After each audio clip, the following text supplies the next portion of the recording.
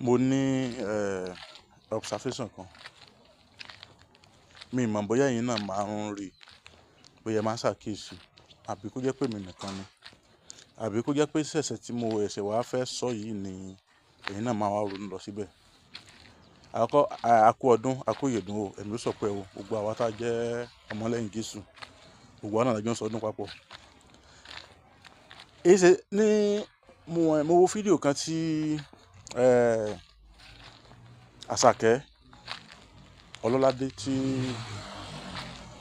òun àti Saheed Òṣùpá ti wà ní concert kan ní àná. Bó ṣe rí Saheed Òṣùpá tó gun orí stage ó sì dọ̀bálẹ̀ tán pátápátá tó ń ti gbogbo nǹkan tí ó ní ó gbà wípé bàbá ẹ̀gbọ́n òun ni Saheed Òṣùpá jẹ́ sóhun. Àwọn tó ń kọ hip hop mo rí bíi pé wọ́n sábà ní respect ju àwọn tí wọ́n ń kọ fújì lọ. Observation mi nìyẹn.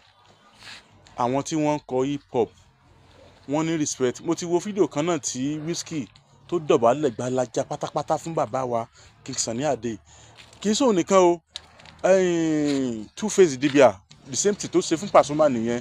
Èyí ṣe táwọn tó wá jẹ́ wípé wọ́n jọ ń kọ fújì papọ̀ tí wọ́n yìí sábà fẹ́ ní respect fún wọn torí pé wọ́n jọ mú máìkì dání. Àwọn tí wọ́n ń kọ hip hop orí wọn pé wọ́n ní làákàyè àwọn gan ló wá yẹ kán máa wùwà gan bé. Àwọn yẹn gan ló yẹ kán máa wùwà kán máa ṣe bó ni wọ́n ṣe pé kí kán máa ní respect jù. Àwọn ló yẹ kán ya aláfojúdi èèyàn.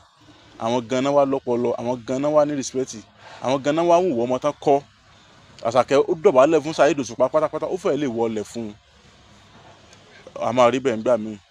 Bàbá kan bẹ nílùú Ọ̀yọ́ Aláàfin Òjúpọ̀ Ṣẹ̀kẹ̀rẹ̀mọdé ọmọ Àtìbà Ifábùkọ́lá Ifá Glory Àtàndá Olórí Àbọ̀là nílùú Ọ̀yọ́ ẹ fẹ́ bọ rí ni ọdún níbọ̀ yìí ẹ̀yin náà múra sọ̀rọ̀ ajé yín o Ọlọ́run jẹ́ dààmú jíǹgù wọn ni ẹ̀sìn tẹ̀ ń wò mí Ọlálékan Àyìndé abẹ́rẹ́ ọ̀rọ̀ ló pọ̀ ní ẹsẹ̀ wọn. àṣeyẹ lálákọ̀ máa ń ṣe pọ̀ ilé ẹ bá ṣàṣe lágbára Ọlọ́run bá o lágbára Ọlọ́run bá Ifábùkọ́lá Ifá mi bàbá mi kẹpẹ. Bẹ́ẹ̀ ni o Ẹlẹ́dùmarè fi àṣẹ wí bẹ́ẹ̀ jẹ́ bẹ́ẹ̀ ṣe wí àtẹ̀gbò ṣùgbọ́n ó ní àwọn ẹ̀dá kan tẹ́lẹ́dùà fi rán wípé kí wọ́n máa fi tú kí wọ́n sì máa fi ṣiṣẹ́ ìwòsàn. Àdúpẹ́ o Ẹlẹ́dùmarè ó ṣeun ẹja tó ń da ibú làmú òjò apá lọ.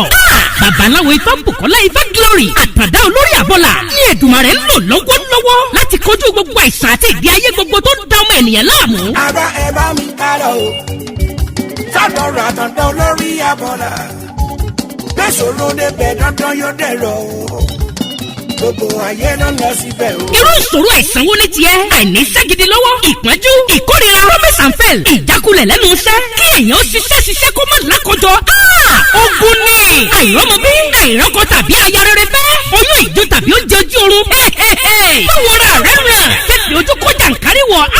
Ìdènà ni ẹnìkan kò lágbára o àyàfi ọba Ìdùmarè tó ní káwọn ẹ̀dá kan máa fi ewé àtẹ̀gùn ṣèwòsàn tó sì rí bẹ́ẹ̀ ṣe bẹ́ẹ̀. Ọ̀gọ̀ọ̀rọ̀ àwọn èèyàn ni wọ́n ti dá láyọ̀. Babaláwo Ifábùkọ́lá Ifá Glory Àtàndá Olórí Àbọ̀là ẹ ṣé o. Ẹlẹ́dùmarè tó ń tú àṣírí gbogbo ogun fún yín ò ní padà. Ẹ̀yin náà kàn sí wọn. Gbogbo ẹni tí ayé rò pé kò lè rí ọ̀nà àṣeyọrí mọ́. Bóyá ẹ̀yin sì fẹ́ bọrí tàbí ẹ fẹ́ bá Ifá ní gbólóhùn. Ẹ tún lè ta Ifá lọ́dọ̀ wọn. Ẹ kàn sí wọn nílùú Ọ̀yọ́ Aláàfin. Bus stop tẹ́ ẹ bá ti dé. Kí ẹ sọ fún ọlọ́kadà wípé ọ̀dọ̀ bàbá Ifábùkọ́lá Ifá Glory Àtàndá Olórí Àbọ̀là lẹ́ ń lọ. Wọ́n wà ní ìlú Péjú 1 Sábò Ọ̀yọ́ Aláàfin. Telephone 08038348630 tàbí 0705288104. Ọ̀kàràkà yìí ná Ifá gbáyé lọ ìrí òkè gbogbo wa. Kí ló ní di o yọ yẹ wa o kò ní yẹ ẹ lẹ fún wa ó ti rí bẹ́ẹ̀ ó ti ṣe bẹ́ẹ̀.